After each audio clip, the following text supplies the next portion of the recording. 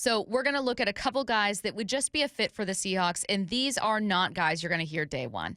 This is not someone who's going to be taken 16 overall. These are not top 10 picks.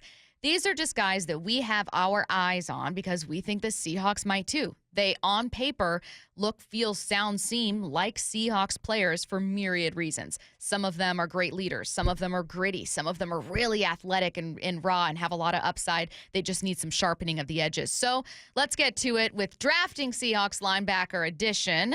We have 4 names to cover, and all of them are going to address a major hole on this roster. Linebacker, you need long-term answers here. So I'm going to start bump with Edgerrin Cooper. He is the top linebacker in the class.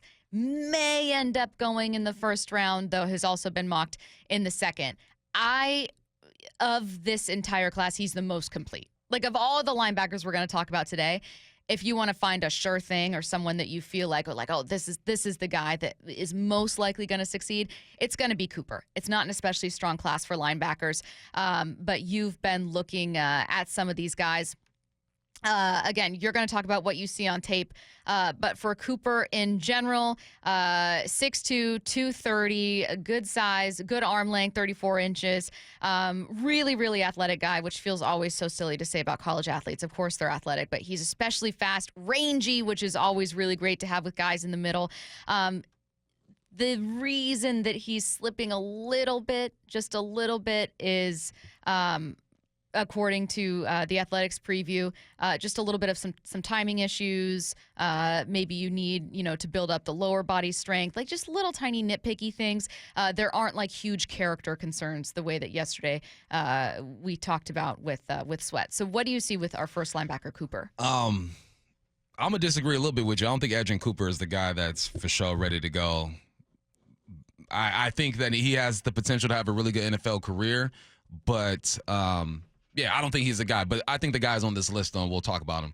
I can guess who it is. Yeah, you probably know what I'm talking about. Edgerrin Cooper, like you mentioned, 6'2", 230 pounds. Now, I love this guy. He reminds me, he is what some of the things that he does athletically reminds me of what they expected Derek Hall to do. This guy is explosive when it comes to getting after the quarterback in the blitz. I wrote down a note. I go, good at sorting out chaos. So what that means is good at sorting out chaos is that when there is chaos in the box, when linemen are pulling down, blocking, you got tight ends trying to get to that second level, he is able to keep his eyes in the backfield, shoulder square to the line of scrimmage, use his hands to shed blocks, and sort out the chaos and meet the running back at the line of scrimmage, maybe a TFL or a gain of 2 or 3. Again, I'm going to say this about every prospect we talk about. You win some battles and you lose some battles. This is a guy who will be perfect in a Tampa 2 type of defense as well. Because he can sort out the chaos, he's good with his run steps, he drops into coverage, can play the middle of the field, and is athletic enough to pick up these crossing routes that are going on. He's also really good at spying the quarterback, something that when you looked at Jordan Brooks when he was at Texas Tech, something he was good at. He pretty much just freelanced when he was at Texas Tech. Play the middle of the field, you see run, you get ball. Play the middle of the field, if you see quarterback going, he's yours, and you drop into space as well. I like what he can do. He can do everything you're asking a linebacker to do. He can fill the gap, he can blitz, he can drop into coverage. He does it all, man. At 6'2", 230 pounds. He's not a tweener, but he's at that size to where if you need him to bump outside and get off the edge and take on a tackle, he can do that. If you need him to get inside and battle with the guard and centers in that A and the B gap, he can do exactly that. I can see why people consider him like the cream of the crop when it comes to this linebacker core, which isn't very deep. There are some guys we're going to talk about who are good, but yeah, I can see him having a great NFL career. I mean, this guy is a ball player, man. Ran a 4.5, 140. He can move. And again, the best thing I see about this dude, he sorts out the chaos, and when he diagnoses something, he is downhill quickly. I'm going to guess that this next name is your favorite of the 4 that we're going to mention here. Mm-hmm. Is it one Payton Wilson? It's Payton Wilson. Payton Wilson, amazing size, 6'4", 236. Let's save the weaknesses for the second half because I have questions for you here, but talk about what you love about Payton Wilson. Let's go back to high school. He's a multi-sport athlete, a lacrosse and wrestling guy. He won state in wrestling his last year in school.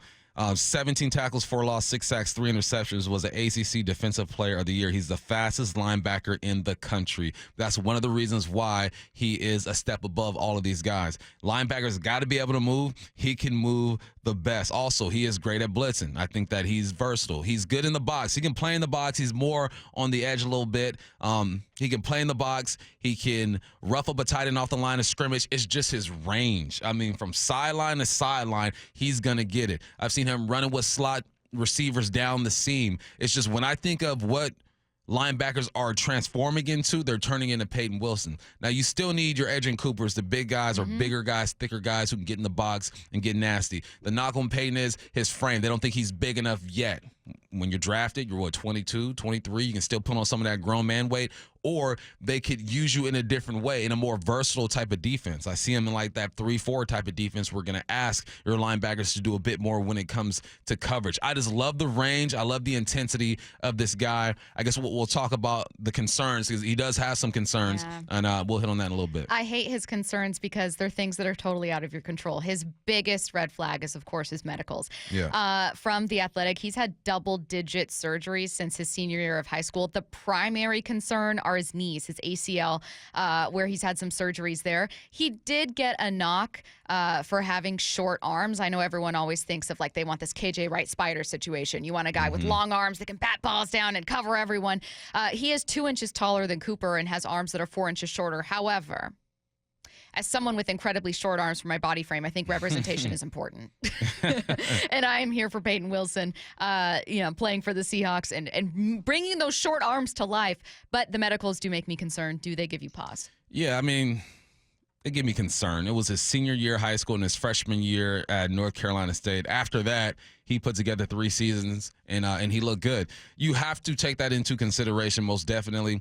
ACLs ain't the way they used to be. That's why everyone hooting and hollering about Michael Penix. I go, yeah, that's real. Okay, we can't ignore his knees, but he's put together 2 good seasons and shown that he can stay healthy. But you never really know. And when you try to start separating football players when it comes to money, expectations, you got to look at medicals. So, bam, the injury history is for sure concerning, but I think he's the best backer in this class, and y'all should take a look at him. I don't disagree with you. I still think Cooper will get – I mean, Cooper is mocked higher, but I think if Payton was a year younger and had half the surgeries he's had, he'd be a first rounder. Yeah, for sure. All right, let's get to a little bit later in the draft with 2 more names. So I tried to organize this as in, like, hey, here's the guys that if you're the Seahawks, you trade back into the early second round or somewhere on day 2, and you take Cooper, you take Wilson. These are some fits for your defense. The next 2 names are in order going a little bit further in the draft. So the name I'm about to say is going to be a little bit later than these 2. And then the 4th name we get to is going to be, potentially like a day 3 guy. So the next name, Jeremiah Trotter Jr. Now, why do I think that a guy like John Schneider would be intrigued? Of course, it's going to be an NFL pedigree. And I know that you look at that and you think like, well, what does it matter? I think that the influence of parents and of people in your life matters to NFL teams.